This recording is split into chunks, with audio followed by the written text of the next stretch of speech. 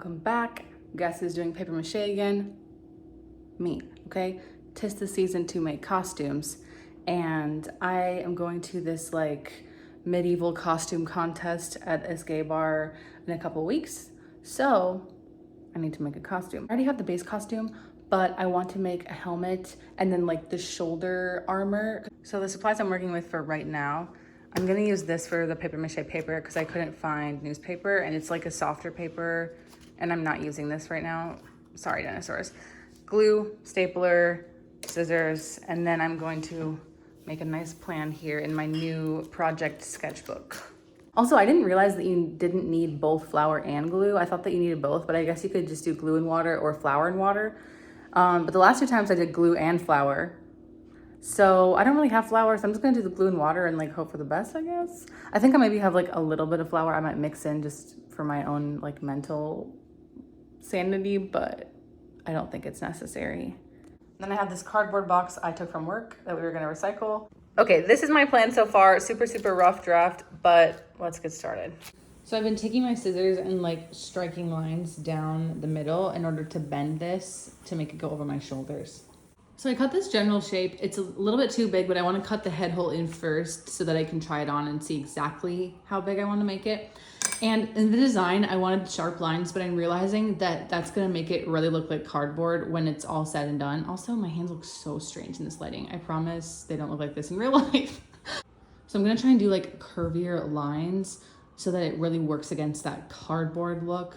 It's going to look like cardboard, but we want to do everything in our power for it not to. So I tried it on and I kind of drew the path in which I would like it to take. I'm thinking these shoulders are a little bit too wide, but we'll see. And also I'm kind of like using a bunch of different Pinterest boards as inspiration. So like by all means, this is not gonna be anywhere close to historically accurate. So you can see I changed the design a little bit, but I cut this side out with my X-Acto knife, using this as like a backdrop so I don't cut the drop cloth. And then I just can flip this over so it is exactly the same pattern. All right, this is what we're working with. It's looking pretty good in my opinion. I'm gonna move on to doing the shoulder pieces and the arm pieces. Okay, I'm making a mess, but I'm doing these shoulder pieces and basically I cut this and then I've cut like a little slot in this piece so that I can slot this piece into this piece with hot glue, of course, but just so it's like a little more secure. And that's the other reason why I'm paper macheing over all this, because the hot glue alone will not hold this up if I'm actually gonna wear it. So the paper mache will kind of like just hold it all together. Also, it'll make it look smoother and cleaner and easier to paint.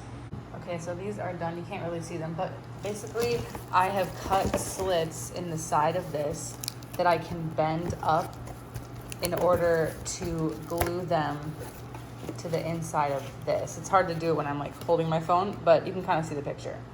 This is what I have so far. It is a little bit linebacker, football player shoulder pads, but I think when I paint it silver, it's gonna be fine. It looks a little weird now because my arm's up trying to film. Maybe if I put it down here. No. I could keep going down, but I want to be able to move my arms a little bit. So I think I'm gonna leave it here and start doing the details and make the helmet. So this is what I have on the helmet right now. And I'm thinking I'm just gonna scrap the helmet idea and just do my hair and makeup and have a sword. All right, here is the sword. She's cute.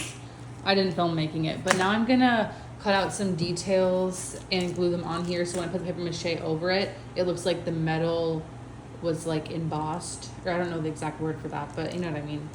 I felt like I still needed something for my head, so I made this little crown situation that I'm also gonna paper mache and paint later. I want it to be very clear once the paper mache is over it, and I can always paint more details on later. So now let's get into the mess part. This part always looks so weird and kind of freaks me out, but anyway, I'm gonna mix this up. No flour this time, so we'll see how this goes. Fingers crossed. Okay, here's where we are. In the past, I've done 2 layers, but this time I'm just doing 1 layer because it's not structural, where in the past it was structural paper mache. This is just to smooth out the edges. this little contraption I made here so that this can dry evenly. And because I did the sword first, I was actually able to flip it over. So now both sides are done, which means I can paint all these at the same time. So I actually only went through 1 bottle of glue like this, and I have just like a tiny bit of the mixture left. I ended up doing equal parts water and glue, roughly. I didn't measure, but like eyeballing it. So tomorrow I'm gonna sand them and paint them, which I'm very excited about. And all the paper mache really just took me like an hour and a half, hour and 45 minutes, I think. So not too bad. And I'll see you tomorrow. It's the next day and the pieces are dry. So I'm gonna paint them now. I do wish, you can't really see because I'm holding the phone, but this sits a little bit high, not quite this high. Like I wish there was a way to make it sit like this, but it does go up a little bit. So I don't love that, but I don't think it's the worst thing ever. And then also I can have more mobility with my arms than I would if it did sit lower. And at the end of the day, I think this will be fine. This coat is done. I am gonna do some dimension shading, whatever you want to call it, and then also have to paint these too. All right, here is my added dimension here. I think it looks so cute. I'm really excited for this all to come together. And then I painted the sword part, but I need to do something about this, and I'm running out of white and black. So I'm not sure what color I'm gonna do this. And then the crown, I just did this like super simple kind of dimensional stuff. I might add other stuff to it later, I'm not sure. Here's our sword situation. Not loving the hilt, but we'll figure that out later, I guess. I'm just gonna wait for this all to dry. Are you ready for an outfit reveal? Here we go. Here is the fit, okay? I have these nice little gray fishnets to give a sort of chainmail experience, hopefully. And this is actually a dress, so that's why you can see it down here. That's okay. I was having my doubts about this armor when I was staring at it for the past week and a half. It was sitting on my desk.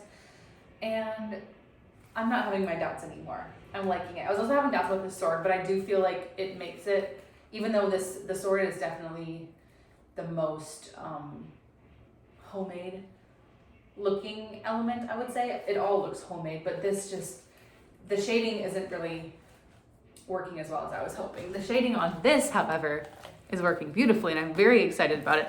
But anyway, the sword completes the outfit, so I'm gonna use the sword. Tomorrow I'm gonna do some fun makeup and stuff to go with it, but I wanted to get a video just highlighting the project itself. And if you wanna see the finished product, go follow me on Instagram, which is in my YouTube bio, and then you'll see the finished product. Thank you so much for watching. If you haven't done something creative yet today, go and do something creative.